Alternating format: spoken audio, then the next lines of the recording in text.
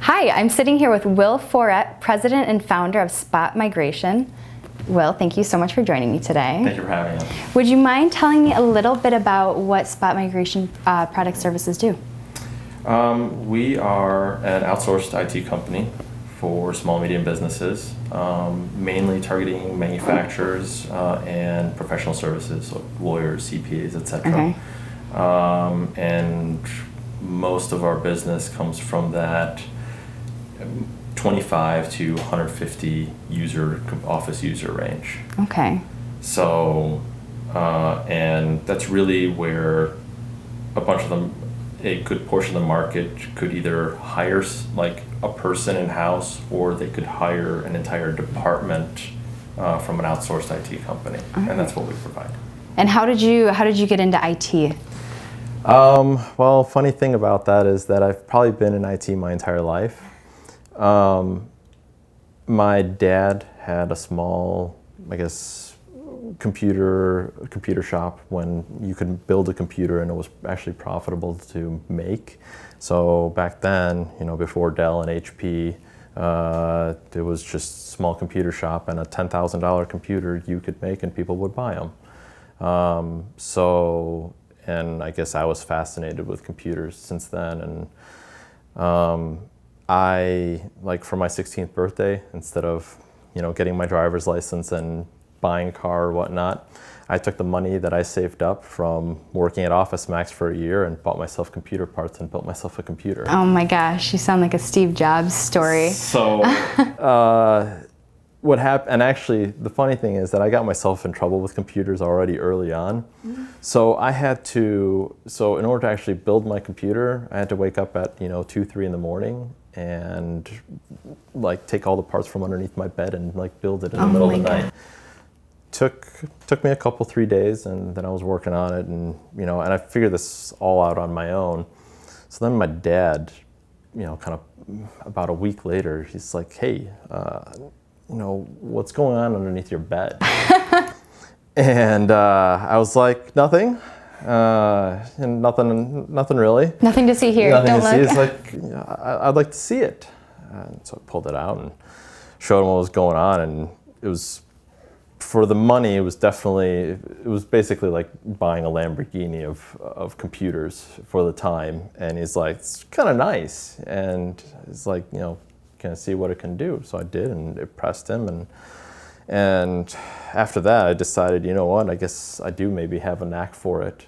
So ever since then, since I've been tinkering with computers and electronics and things like that, that's kind of where I headed as far as career as well as school. So it sounds like, okay, so many people go to school to get educated, but it sounded like you were kind of already educated in what you were doing. So after high school, I decided that, I'd try college, but failed from like everything, just because I didn't go to the classes. I got super bored and I was just unmotivated. Really painful experience for me. I feel you. Trying to go there. So instead, I went and got myself a job, first at Fry's Electronics, and then I was there for a few months opening the store. So 83-hour weeks, something like that was what I was working. It was brutal. Worked at a few other places, electronic-based of some sort, and then eventually decided that I would go back to college. So then, since College of DuPage wouldn't have me at the time, went and moved out with a friend to DeKalb, and I thought I was going to go to NIU. So I went to Kishwaukee College for a year, or for like a semester and a half or something like that, and then decided that NIU was not going to be the place that I wanted to go.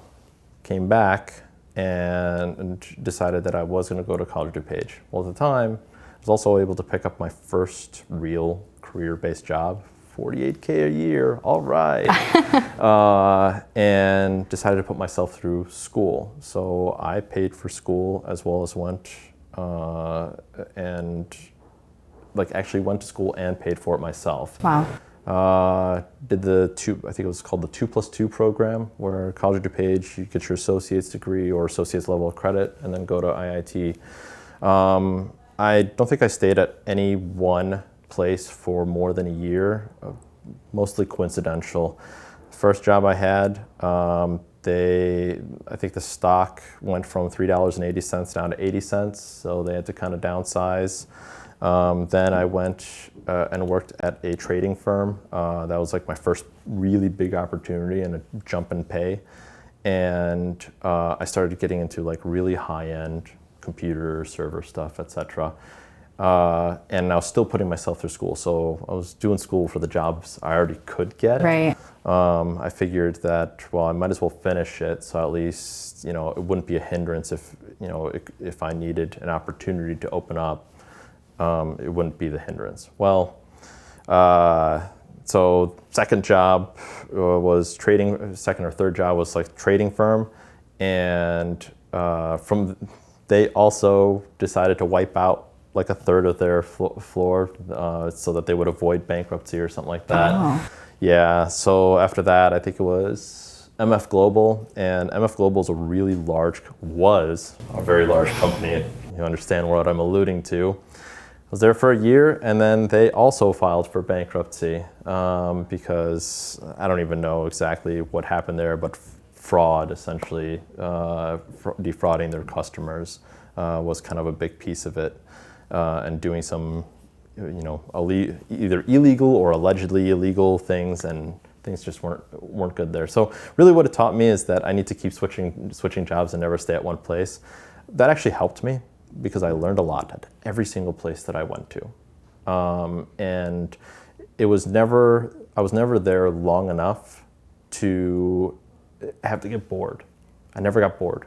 And so it really just taught me that's the way to go. And instead of waiting around for a pay raise, switching jobs was my pay raise. And actually it was a much bigger pay raise than if I had stayed at any one of those places. I don't even remember what the jumps were, but between, I think 2007 and 2013, I went from $48K a year to $150K a year. Wow. So if anything's taught me about the industry, it's actually you want to switch jobs because the more you know, the more valuable you become. So at least that's for my industry. I don't know if that's for other industries. But. It sounds like you've kind of had it figured out since you're a young boy. Well, maybe. I would say I figured, not necessarily that I had it figured out, more like I adapted very quickly. I was able to observe and see what other people doing, and I thought to myself, well, maybe I'm going to learn from other people's failures and essentially learning vicariously through others, and therefore I took their experiences, took it to heart, and decided to take a new path. Whatever regrets they had, I wouldn't have those regrets. So I decided to take a different path, and I think all in all, it kind of helped me. Yeah. With the last job that I had, so I started taking more of a consulting position. The last one that I rolled off of before moving completely over into a full-time role in spot migration was with Walgreens. So the job was to move, I think it was like 30,000 computers from Windows XP to Windows 7 in a year. So did that with so it was myself and an architect, and we did most of the major work when it comes to actually architecting the whole project. We had a project manager and a couple other people that were on and off the team, but it was him and I for most of that project. And really what it taught me is being able to be efficient and being able to, whatever you do to scale it, whether it's small or big, if you can do it at any size, then it's going to be very beneficial for the company, because as a company grows or shrinks, so will the technology. And I think I kind of took that to heart when with spot migration. I need to be able to take those type of technologies, the ones that are unavailable and completely out of reach for small businesses, and somehow put it in reach. And I think. So that was the beginning of spot migration. So spot migration actually came from as an evolution from a previous company. Okay. So I started I started a company with a high school friend of mine I think he called me up one day and was like, hey, you're kind of good at the computer thing, and I've got a client, and her husband is part of this organization, is the head of this organization. I'm gonna not name names right now to keep the innocent continually innocent. And I said, okay, well, what do you need me to do? He said, this is X, Y, and Z needs to happen. I'm like, okay, I can do that. Went in, they liked the work that I did, and they wanted to actually hire us or hire him as the company to do their IT. So then he goes, hey, I can, I'll start the company and you can do the work, for $50 an hour. Thought to myself, and I was like, nah, I want ownership. So he said, all right, 80-20, it was like, no, 50-50. 70-30, nope, 50-50. 60-40, nope, 50-50. 51-49, nope, 50-50. I stuck my ground. He's like, all right, fine. So 50-50 it was. Hindsight being 20/20, and not knowing anything about starting a company, I probably should have asked for 80-20. Because 80 on my side, because I realized afterwards that being a business owner and actually trying to do all the work plus do the technology and try to generate your leads, it's so much more work than anyone could possibly have told me. And the problem is that I started realizing this, but my business partner had not. And so I felt like he was working only when he felt like it or when money is needed, maybe convenient or whatnot. But I knew that if we didn't do the things we needed to do to actually bring in more customers, more clients, that it was going to eventually die out. It didn't work.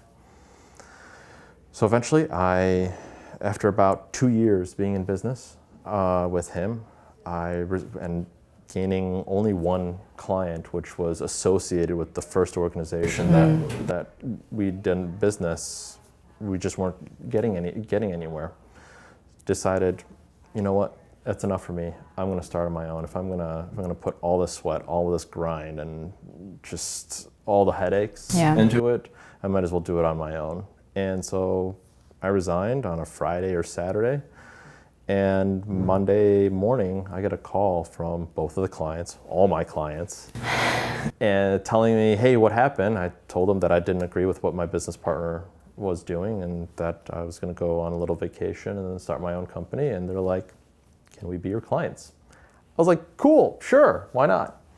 So yeah, I felt a little bad for my business partner, but that may also say something to the testament of why I was doing what I was doing. And it seemed, and that was just maybe proof in the pudding that maybe I was doing the right thing in moving away from him from a business perspective. Feelings are a little sour. Sure. And you know who you are, I'm sorry. But it needed to be a business decision. I couldn't do it otherwise. So,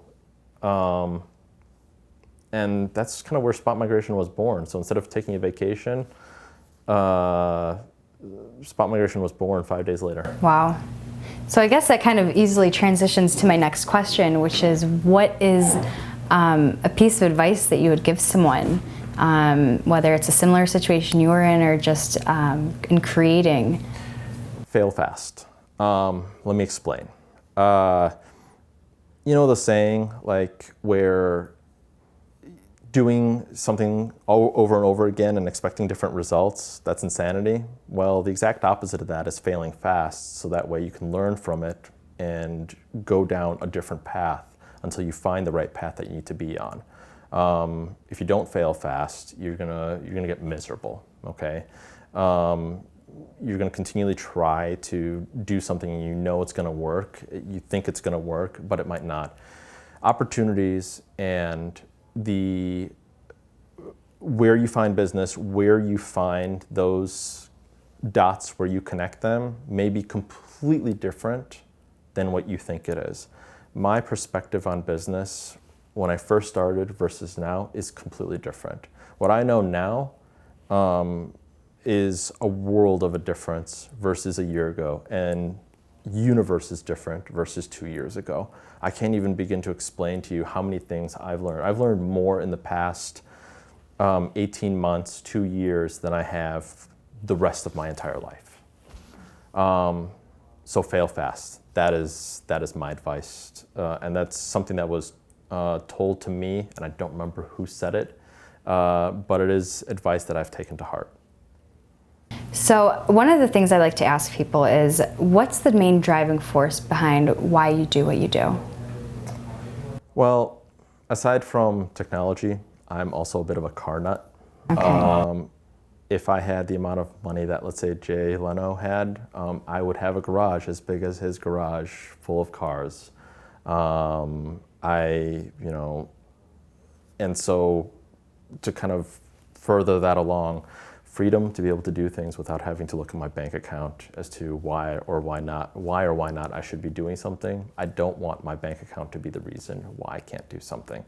I want it to be because I truly can't do it, I'm physically incapable, rather than something's holding me back. I will do everything in my power to try to attain that. Grant Cardone, who's someone that I've been listening to, a podcast that I've been listening to for the past, I would say, couple, 3 months. He's got a book called The 10X Rule. Okay. And however hard you think something is going to be attainable, multiply that by a factor of 10. Because if you're always going to look at that goal as that's all it's going to take, you've already failed. Because it's going to be so much more, because you haven't done it before. There's going to be so many different factors that you haven't even tried or done before you can get to that goal. If you want to make $1 million, you need to look at 10 million. If you want to and I think this is directly what he says. If you want to make $100 million, you need to look at $1 billion. So if I want to go buy a Ferrari, I'm a big F1 fan. Okay. So there's a particular type of Ferrari that I would like to attain. Well, I can't look at it as I want to just attain that Ferrari. I need to look at the bigger picture, and Ferrari is just a small piece of that. Otherwise, if I just attain the Ferrari, well, as soon as I buy the Ferrari, I've just gone broke. Yeah, exactly. Very cool. Really inspiring stuff. Good advice. I appreciate you taking the time out to join us today. Thank you. And where can people find you and Spot Migration? Spotmigration.com. That's where you can find the business. If you want to reach me personally, you can find me on LinkedIn. Shoot me a message on LinkedIn. I think it's linkedin.com/Will Foret. If you just search my name, I think I'm on. You'll pop up. I'll pop up. And if you've got something interesting, if you feel like you've got something that you could add or that we could partner, feel free to give me a call at my office. Number's on the webpage. Awesome. Well, thank you again, Will.